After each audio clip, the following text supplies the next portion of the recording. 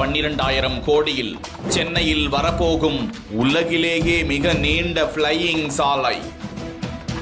120 kilometre வேகத்தில் பயணிக்கக்கூடிய 10 வழிச்சாலை.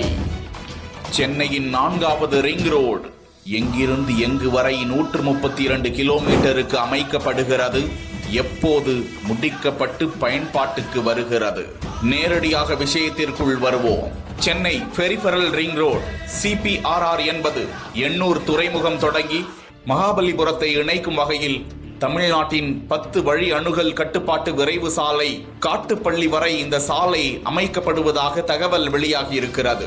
5 பிரிவுகளை கொண்ட இந்த புதிய கிரீன்ஃபீல்டு எக்ஸ்பிரஸ்வே சென்னையின் 4வது ரிங் ரோடாக அமைகிறது.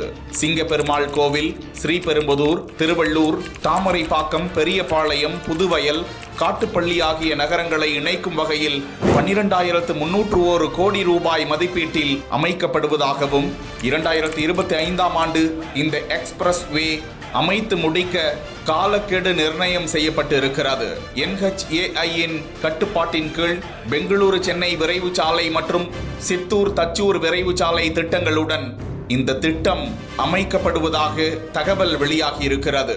மொத்தமாக 132.87 கிலோமீட்டர் பாதைகள் 10 வழி பாதையாக இது செயல்படுமாம். மெயின் சாலை 6 பாதைகளாகவும் 2 புறமும் 2 சேவை பாதைகள் அமைக்கப்படும் என்றும் அந்த சாலையில் மணிக்கு 120 கிலோமீட்டர் வேகத்தில் வாகனங்கள் செல்லலாம் என்றும் தகவல்கள் வெளியிடப்பட்டுள்ளன.